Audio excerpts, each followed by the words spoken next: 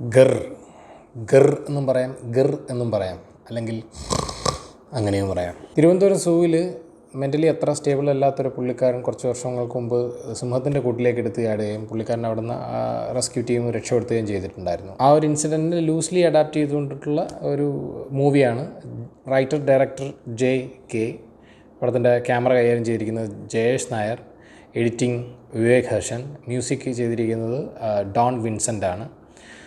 പടം ഷാജി നടേശൻ, ആര്യ എന്നിവർ ചേർന്ന് ഓഗസ്റ്റ് സിനിമാസിൻ്റെ ബാനറിലാണ് പടം പ്രൊഡ്യൂസ് ചെയ്തിരിക്കുന്നത്. എനിക്ക് ഈ പടത്തിൻ്റെ ക്രൂവിൽ ഡയറക്ടർ രതീഷ് ബാലകൃഷ്ണൻ പൊതുവാളിൻ്റെ ഒരു ടീം പോലെ ഫീൽ ചെയ്തു. പുള്ളിക്കാരൻ്റെ ഒരു കൈൻഡ് ഓഫ് ട്രീറ്റ്മെൻറ്റ് എന്നൊക്കെ വേണമെന്നുണ്ടെങ്കിൽ പറയാം പടത്തിൻ്റെ മൊത്തത്തിൽ. പുള്ളി ഈ പടത്തിനകത്ത് അഭിനയിച്ചിട്ടുണ്ട്. അതേപോലെ തന്നെ എന്നാ താൻ കാസർഗോഡ് എന്നുള്ള സിനിമയിലുള്ള ക്രൂ മെമ്പേഴ്സ് ഈ പടത്തിനകത്ത് ചെയ്തിട്ടുണ്ട്, ഇൻക്ലൂഡിങ് രാജേഷ് മാധവൻ, പിന്നെ സൈഡ് ആർട്ടിസ്റ്റുകൾ, പിന്നെ നിഷ്കളങ്കനായ പോലീസ് ഓഫീസർ, അങ്ങനെ കുറച്ചധികം ആളുകൾ ആ പടത്തിനകത്തുണ്ടായിരുന്ന ആളുകൾ തന്നെ ഇതിനകത്തേക്കും. അതേപോലെ തന്നെ ഹൃദയഹാരിയായ പ്രണയകഥ എന്ന് പറഞ്ഞ പടത്തിൻ്റെ മ്യൂസിക് തന്നെ ചെയ്ത ആളാണ് ഡോൺ വിൻസെൻ്റ്. പടത്തിനകത്തുള്ള മ്യൂസിക് 1-2 പാട്ട്, ബാക്ക്ഗ്രൗണ്ട് സ്കോർ എല്ലാം ഡീസൻ്റ് ആണ്. വിവേക് ഹർഷൻ എഡിറ്റർ ഒന്നും പറയാനില്ല. അതേപോലെ തന്നെ ക്യാമറ ജേഴ്സൺ ഡീസൻറ്റ് വർക്കാണ്. ഇതിനകത്ത് ടെക്നിക്കലി ആദ്യം എടുത്തു പറയാനുള്ളത് എഗ് വൈറ്റ് എന്നുള്ള VFX ടീമാണ്. മഞ്ഞുമൽ ബോയ്സ്, പ്രേമലു, ആവേശം, അന്വേഷിപ്പിൻ കണ്ടെത്തും, കിങ് ഓഫ് കൊത്ത തുടങ്ങിയ ഒരുപാട് പടങ്ങൾ, മലയാളത്തിൽ തുടങ്ങിയ ഒരുപാട് പടങ്ങൾ ചെയ്തിട്ടുള്ള ഗംഭീര VFX ടീമാണ്. അപ്പം എനിക്ക് തോന്നുന്നു എൻ്റർവ്യൂവിൽ കേരളത്തിൽ നിന്ന് എറണാകുളം ബേസ് ചെയ്തിട്ടുള്ള ഒരു VFX ടീം അത്യാവശ്യം നല്ല രീതിയിൽ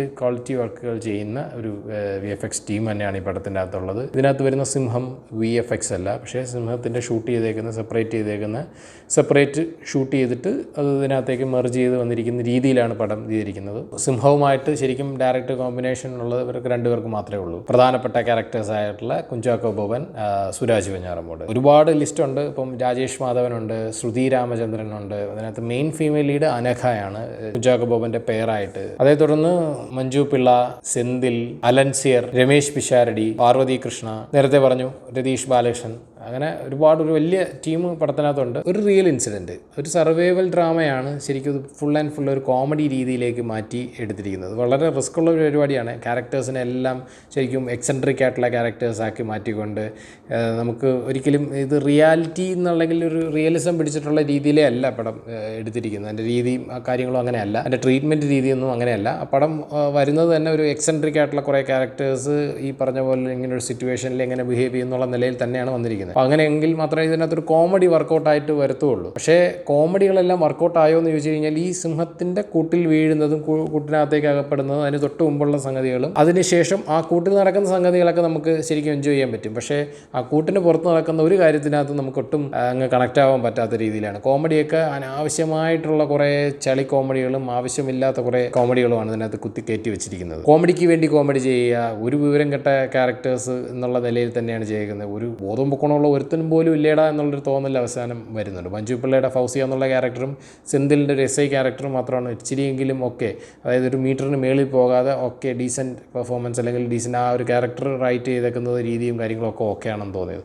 ബാക്കിയെല്ലാം കയ്യിൽ നിന്ന് പോയ അവസ്ഥയിലാണ്. തമാശയാണ് ഒരു ഉദ്ദേശിച്ചെങ്കിലും നമുക്ക് അത്ര അങ്ങ് തമാശിക്കാൻ പറ്റാത്തൊരവസ്ഥയും കൂടെയാണ്. ഇതിൽ റെജിമോൻ നാടാറും അനഘയുടെ രചന നായറും തമ്മിലുള്ള ഒരു പ്രണയം ഇതിനകത്ത് പറയുന്നുണ്ട്. ജാതി പ്രശ്നങ്ങൾ ഇതിനകത്ത് പറയുന്നുണ്ട്. ഇനിയിപ്പോൾ ഒരേ ജാതിയിൽപ്പെട്ട ഹരിദാസൻ നായരും ഭാര്യയും തമ്മിലുള്ള പ്രശ്നങ്ങളും ഇതിനകത്ത് വേറൊരു സൈഡിൽ കാണിക്കുന്നുണ്ട്. ജാതി പ്രശ്നം, വേറെയുള്ള പ്രേമം, അങ്ങനെയുള്ള ഇഷ്യൂവും പറയുന്നുണ്ട്. അതിനോടൊപ്പം തന്നെ ദാമ്പത്യത്തിലെ പ്രശ്നം പറയുന്നുണ്ട്. പക്ഷേ ഇതൊക്കെ സെറ്റിലായിട്ടൊരു അടിയിലെ ലെയറിലാണ് പോകുന്നതെങ്കിലും ബേസിക്കലി മെയിൻ ഈ പറഞ്ഞ ഒരു സർവൈവൽ സംഭവം തന്നെയാണ് കാണിക്കുന്നത്. അപ്പോൾ അതിനെ ബേസ് ചെയ്തുകൊണ്ട് ഇവരുടെ പഴയ സ്റ്റോറിയും പിന്നീടുള്ള സംഭവങ്ങളൊക്കെയാണ് കാണിക്കുന്നത്. ഈ ആൾ എങ്ങനെയാണ്, ഇയാളുടെ ക്യാരക്ടർ എങ്ങനെയാണ് എന്നൊക്കെ ആദ്യമേ ബിൽഡ് ചെയ്ത് കൊണ്ടുവരുന്നുണ്ട്. പെർഫോമൻസ് തന്നെയാണ് ഈ പടത്തിനകത്ത് ഏറ്റവും പോസിറ്റീവായിട്ട് പറയാനുള്ളത്. പെർഫോമൻസസും ടെക്നിക്കൽ സൈഡും, ക്യാമറ എഡിറ്റിങ് അതുപോലുള്ള പരിപാടികളും, പിന്നെ ഇപ്പോൾ സുരാജ് വെഞ്ഞാറമൂട് ആയിക്കോട്ടെ, കുഞ്ചാക്കോ ബോബൻ ആയിക്കോട്ടെ, ശ്രുതി രാമചന്ദ്രൻ ആയിക്കോട്ടെ, രാജേഷ് മാധവൻ, ഇവരുടെയൊക്കെ പെർഫോമൻസസും ഈ പടത്തിൻ്റെ പോസിറ്റീവാണ്. പക്ഷേ തിരക്കഥ എന്നുള്ള നിലയിൽ ഇത് ഒരു അത്ര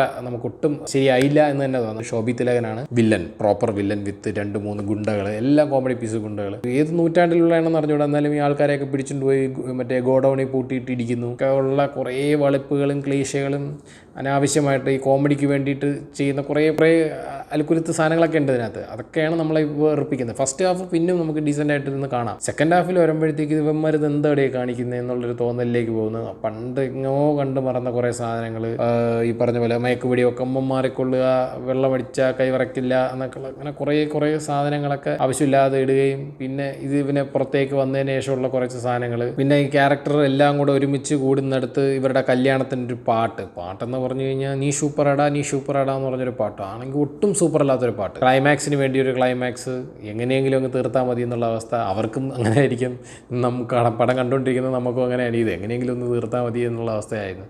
അപ്പോൾ ആ കൂട്ടിൽ വീഴുന്ന കുറച്ച് സമയത്തെ കോമഡികളും കാര്യങ്ങളും ഒക്കെ വർക്കൗട്ട് ആവുന്നുണ്ട്. ഈ പുറത്ത് നിൽക്കുന്ന ആൾക്കാരൊക്കെ വെറുപ്പിക്കുന്നുണ്ട്, കുറേ മറ്റ് ക്യാരക്ടേഴ്സൊക്കെ വെറുപ്പിക്കുന്നുണ്ടെങ്കിലും സുരാജും കുഞ്ചാക്കോ ബോബനും കുറച്ചുകൂടെ ഒക്കെ ബെറ്ററായിട്ട് പെർഫോം ചെയ്തുകൊണ്ട് നമുക്ക് കണ്ടിരിക്കാം ആ ഒരു പോർഷൻസൊക്കെ. ശരിക്കും ഇത് അന്ന് റെസ്ക്യൂ ചെയ്ത ഫയർഫോഴ്സ് ഉദ്യോഗസ്ഥരും പോലീസുകാരും ഒക്കെ കണ്ടു കഴിഞ്ഞാൽ അവർക്ക് ശരിക്കും വിഷമമാവും.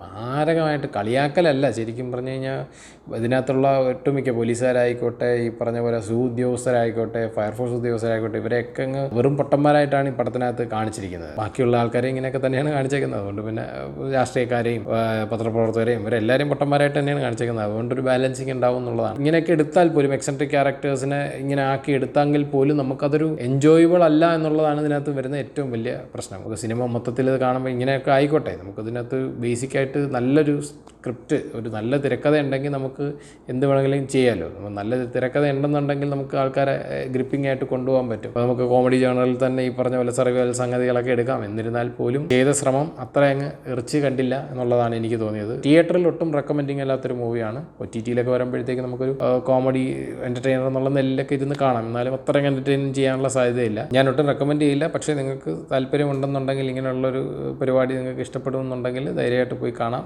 കണ്ടിട്ട് അഭിപ്രായങ്ങൾ എങ്ങനെയുണ്ടെന്ന് കമൻറ്റ് ചെയ്യൂ. ബൈ.